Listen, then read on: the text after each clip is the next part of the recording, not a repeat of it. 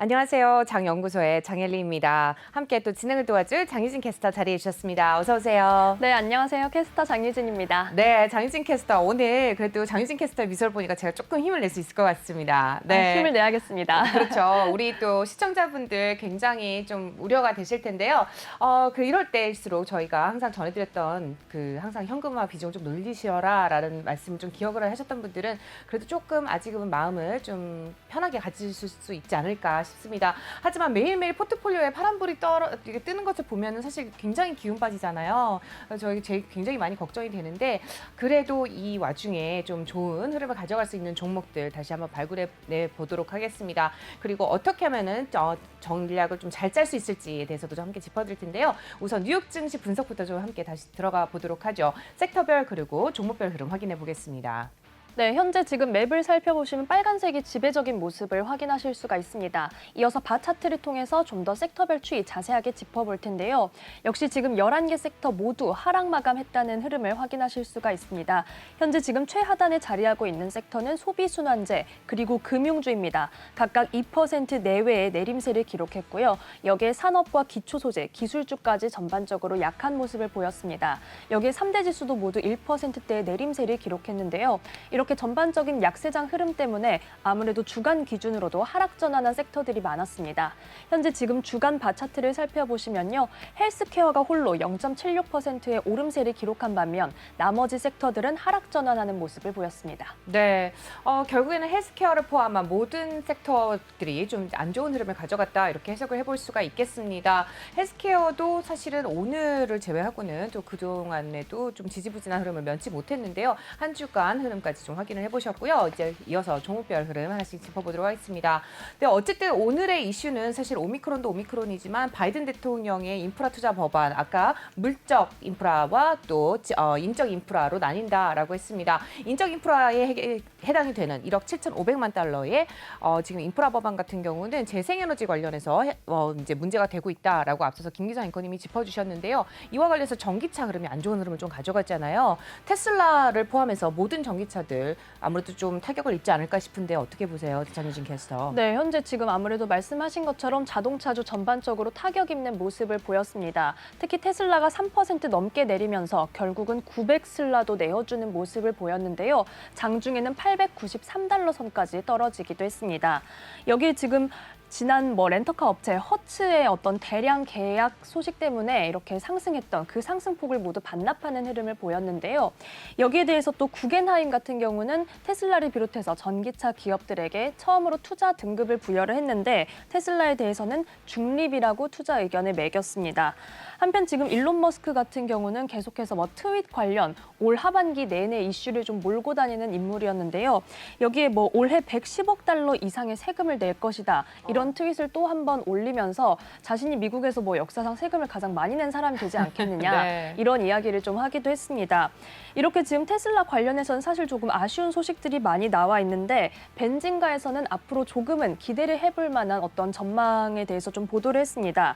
현재 지금 뉴욕 경찰국이 테슬라의 모델 3를 구매할 것을 고려하고 있다. 이런 소식이 전해져 있는데요. 뉴욕 경찰국이 미국의 어떤 경찰, 이 단체 중에서는 가장 큰 규모이기 그렇죠. 때문에 네. 앞으로 테슬라에게 조금 호재로 작용할 수 있을지 지켜봐야겠습니다. 네, 일론 머스크 눈치가 없다고 봐야 될지 눈치를 안 본다고 해야 될지 참 말도 많고 탈도 많은 일론 머스크죠. 네, 트위터를 끊지를 못하는 것 같습니다. 관련한 소식 계속 전해드릴 텐데요. 호재도 있고 악재도 있는 테슬라입니다. 근데 지금까지 좀 고공행진을 해왔기 때문에 중간에 좀 하락을 했을 때 오히려 매수 기회라고 생각하고 접근하셨던 분들이 조금 기운이 빠지는 그런 흐름을 좀 보여주고 있는데 지금 너무 많이 편승하지는 않으셨으면 좋겠다는 생각을 해봅니다. 자, 이어서 포드도 함께 좀 확인을 해볼 텐데요. 포드와 GM 모두 좀 안 좋은 약세 흐름 가져갔죠? 맞습니다. 테슬라만큼은 아니지만 탄력이 떨어지는 모습을 보여줬는데요. 앞서 전해드린 이 뉴욕 경찰국이 만약에 모델 3를 구매하게 된다라고 하면 포드가 좀 더 타격을 입을 것으로 전망되고 있습니다.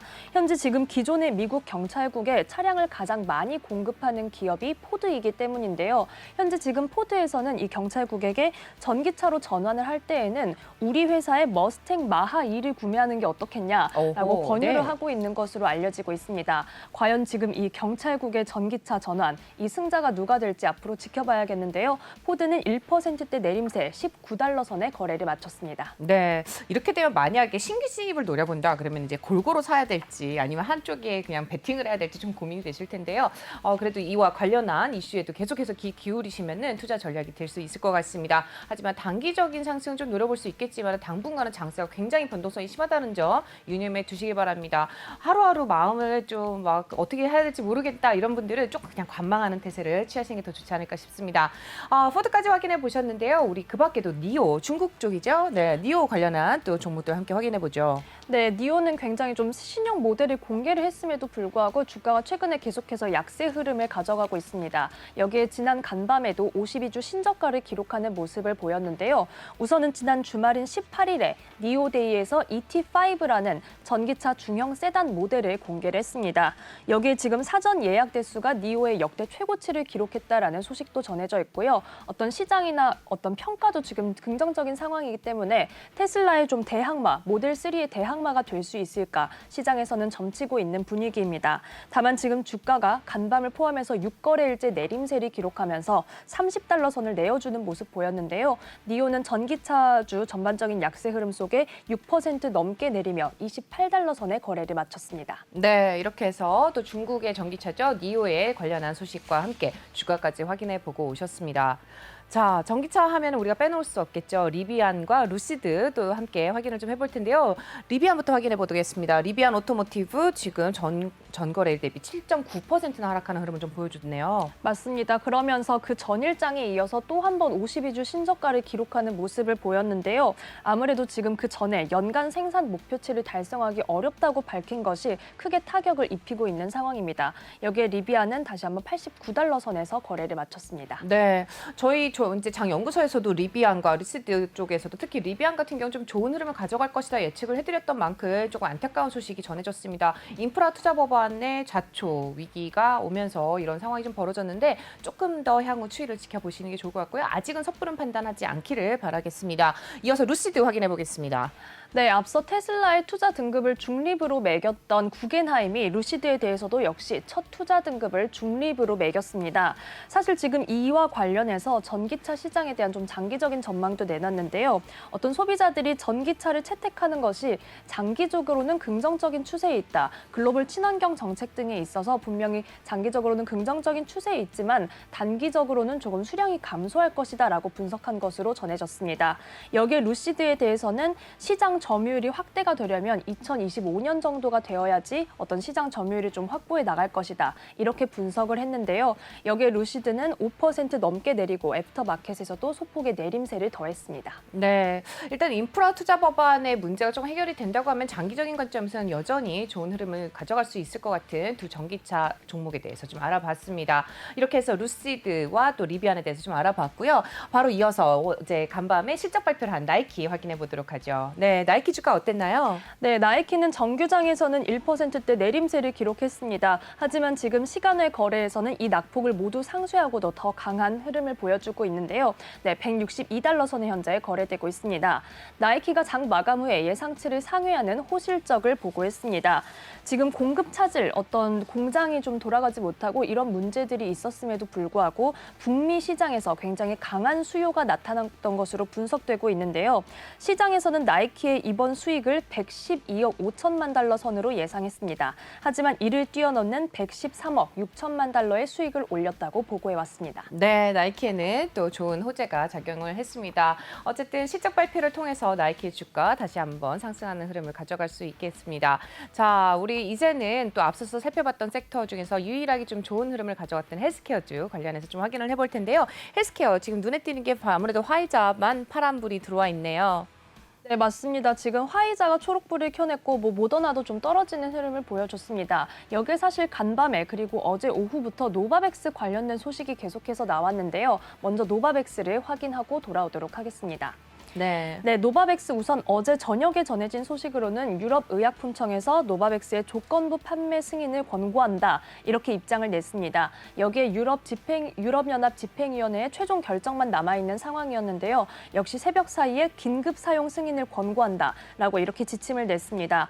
아무래도 지금 노바백스 백신에 대해서 기대감이 모아졌던 부분은 지금까지 화이자나 모더나의 mRNA 백신과는 다른 단백질 재조합 방식 기반으로 해서 좀 더 안전할 것으로 예측된다라는 게 가장 투자자들과 어떤 소비자들의 기대감을 모으는 부분이었습니다. 또한 지금 노바백스의 백신은 저온 유통이 필요하지 않기 때문에 어떤 저개발 국가로의 백신 불평등 해소, 어떤 유통이 좀 더 편리하다는 것이 장점으로 꼽히고 있는 상황인데요. 이렇게 기대감을 모았던 노바백스 백신에 대해서 현재 유럽연합은 2억 회분을 사전 계약을 한 상태고요. 또한 일본도 1억 5천 회분을 이미 계약을 한 상태라고 알려지고 있습니다. 이런 소식이 전해졌음에도 불구하고 노바백스의 주가 크게 탄력을 받지는 못했습니다. 오히려 급락세를 기록했는데요. 기대감 속에서 상승했다가 이런 최종적인 소식이 전해지고 나니까 오히려 지금 매물이 출회하는 모습입니다. 7% 넘게 내리며 201달러 선의 정규장 거래를 마쳤습니다. 네, 이렇게 해서 노바백스에 대한 또 주가 확인해 보셨고요. 관련 소식들 전해드렸습니다. 자, 앞서서 또 맵으로 좀 돌아와 보겠습니다. 어제 간밤에 그래도 제일 큰 폭으로 상승을 한 화이자. 사실상 미국에서는 또 어린이들에 대한 승인을 조금 보류하고 있는 가운데 프랑스에서는 오히려 승인을 하겠다라고 얘기가 나왔죠. 맞습니다. 지금 뭐 어린이 대상으로 심근염이 보고되었다든지 그런 조금 아쉬운 소식들을 저희가 앞서 전해드린 바가 있는데 프랑스에서는 아무래도 그래도 백신 접종이 좀 더 낫다라고 판단을 한 것으로 보여지고 있습니다. 5세에서 11세 아동의 백신 사용을 승인한다라는 소식이 전해져 있습니다. 또한 지금 어린이에게는 충분한 면역 반응을 일으키기 위해서 2회가 아닌 3회 접종을 기본적으로 추진하겠다. 이런 방침도 현재 전해지고 있는 상황인데요. 아무래도 사실 뭐 우리나라도 마찬가지고 네. 어린아이를 두신 부모님들의 걱정이 가장 좀 클 것 그렇죠. 같은데 네. 국제적인 추세 계속해서 지켜보셔야겠습니다. 화이자는 2% 넘게 탄력받으면서 61달러 선에 거래를 마쳤습니다. 네, 앞서서 전해주신 것처럼 어린 아이들, 아동에겐 특히 심근염의 발생 비율이 굉장히 높다는 점 참고로 좀 하셔야 되겠습니다. 아직까지는 백신에 대해서 저는 사실 어린이들의 만큼은 조금 더 기다려 보셔야 되지 않을까 싶은데요. 어린이들은 그만큼 아직 면역력이 있기 때문에 너무 성급하게 또 백신을 맞는 건 저는 사실은 조금 그런 것 같아요. 개인적인 의견입니다. 네, 이어서 화이자에 이어서 모더나에 대한 주가도 좀 확인해 볼 텐데 오히려 모더나가 왜 빠졌을까요? 네, 모더나는 사실 어제 장 초반에는 급등 출발하는 모습을 보였습니다. 부스터샷을 맞으면 오미크론의 중화항체 37배가 증가한다라고 이렇게 발표를 하면서 장 초반에는 7%대의 강세를 기록하기도 했는데요. 하지만 지금 이 데이터에 대해서 점점 시장은 37배가 증가를 하더라도 충분한 어떤 방어가 되지 않는다는 뜻일까? 꼭 부스터샷을 맞아야만 하는가? 이렇게 의문이 들기 시작하면서 장 후반에는 오히려 매물이 빠져나가는 모습을 보였습니다. 여기에 6% 넘게 탄력이 떨어지면서 276달러 선의 거래를 마쳤는데요. 한편 지금 모더나 어떤 부스터샷만으로는 오미크론에 대한 충분한 방어가 되지 않기 때문에 내년 초에 오미크론 전용 백신에 임상이 들어간다는 이 일정도 향후 지켜보셔야겠습니다. 네, 사실 우리 산타랠리를 좀 기대했었는데 산타랠리보다는 크리스마스 전에 좀 매물이 출회하는 그런 흐름을 좀 보여줬다는 점 여러분들 이미 좀 눈치를 채셨을 것 같습니다. 크리스마스 연휴가 지나고 새해가 밝은 이후에 좀 주가 추이가 좀 바뀌기를 좀 다시 한번 기대를 좀 해볼 수가 있을 텐데요. 조금 더 장기적인 관점에서 접근을 해보시는 게 좋을 것 같습니다. 일단 종목을 하나씩 좀 짚어드리고 있는데요. 모더나 이외에도 일라일릴리 같은 경우는 1.47%가량 하락을 했네요. 네, 지금 일라이릴리는 간밤에는 내림세를 기록했지만 목표 주가 상향한 월가 IB들이 있습니다. 우선 잠시 코로나19 소식에서 벗어나서 일라이릴리의 내년 어떤 장단기 수익성을 긍정적으로 본다라는 분석이 나왔는데요. 여기에는 일라이릴리의 알츠하이머 치료제인 아두헬름이 실적에 기여할 것으로 기대되고 있는 상황입니다. 여기에 바클레이즈는 기존의 목표 주가 280달러에서 325달러로 상향 조정을 했습니다. 또한 베렌버그 역시 목표 주가 기존에 270달러로 제시를 했었는데요. 이번에는 305달러 선으로 올려잡았다는 소식도 함께 전해드립니다. 네. 일라이릴리는 1% 넘게 내리며 263달러 선에 거래를 마쳤습니다. 네, 지금 이렇게 해서 일라이릴리 주가까지 확인해 보셨습니다. 머크도 그래도 소폭 상승하면서 흐름 마감했다는 점도 함께 짚어드리겠습니다. 1% 조금 안되게 0.95% 상승하면서 마감을 했습니다. 자, 마지막으로 한 섹터 또 관련주들만 더 확인을 해볼 텐데요. 금융 섹터 확인해 보도록 하죠. 금융주들 전반적으로 안 좋은 흐름 가져간 가운데 좀 눈에 띄는 종목 어떤 거를 짚어보면 좋을까요? 네, 지금 은행주도 전반적으로 약한 모습을 보였습니다. 코로나19 관련해서 지침을 강화하고 있다, 연말 파티 하지 마라 이런 소식들을 저희가 어제 전해드린 바가 있고요. 여기에 지금 마스터카드가 오미크론에 가장 좀 역풍을 맞을 것이다 라는 분석이 나오면서 주가가 약세 흐름 가져갔습니다. 마스터카드 현재 MA라는 티커를 가진 마스터카드 확인해 보시면요. 3% 넘게 내리면서 337달러 선에 거래를 마쳤습니다. 웨드부시가 마스터카드에 대해서는 팬데믹 공포가 가장 크게 타격을 입힐 것이다라고 분석하면서 현재 지금 유럽을 포함해서 각지에서 어떤 셧다운 이런 정책들이 조금씩 조짐을 보이고 있는데 여기에 여행이 둔화할 것이고 그리고 인플레 압력을 받을 것이다라고 분석을 했습니다. 목표 주가는 기존에 제시했던 400달러에서 380달러로 하향 조정했습니다. 네, 아직까지 목표 주가에 미치지는 않았지만은 계속해서 약세 흐름을 가져갈 수밖에 없을 것 같습니다. 당분간 조금 더 지켜보셔야 될 것 같고요. 마지막으로 페이스북 주가 하나만 더 확인해 볼까요? 네, 페이스북을 현재 확인해 보시면요. 페이스북도 2% 넘게 탄력이 떨어지는 흐름을 좀 보여줬습니다. 네. 여기에 지금 페이스북 관련해서 굉장히 많은 소식들이 나와 있는데요. 먼저 CNBC의 보도에 따르면 지금 5만 명의 페이스북 사용자들의 사생활이 침해됐을 수도 있다라고 이렇게 지금 회사 네. 측에서 보고를 해왔다고 알려지고 있습니다. 여기에 지금 사생활 감시를 당한 것으로 추정되는 이용자들에게 어떤 블로그를 통해서 공지를 한 것으로 전해지고 있는데요. 네. 감시 목적 관련된 7개의 기업들 그리고 이와 관련된 계정 1,500개를 삭제 조치했다라고 밝혔습니다. 그런데 아무래도 계속해서 이용자들의 어떤 정책, 보안 네. 관련해서 페이스북은 좀 이슈가 되고 있는 상황인데요. 여기에 야후파이낸스 설문조사 결과 올해 최악의 기업 1위로 선정됐다는 저런. 아쉬운 네. 소식까지 나와 있습니다. 어떤 사명 변경은 주의를 분산하려는 시도일 뿐 실질적인 문제 해결은 부족하다라고 네. 소비자들이 좀 분석을 한 것으로 전해지고 있습니다. 한편 여기에 지금 메타 플랫폼스로 사명을 변경하면서 사실 VR 시장에 계속해서 뛰어드는 모습을 보여줬는데요.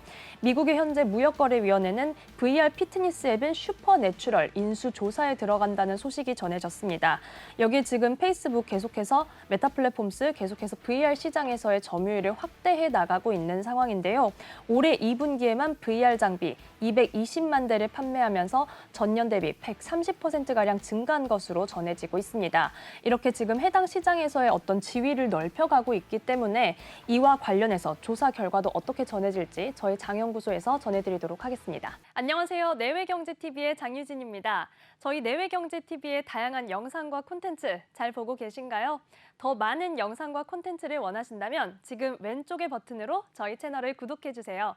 저희 다시 보기 채널도 따로 있으니까요. 많은 관심 부탁드립니다.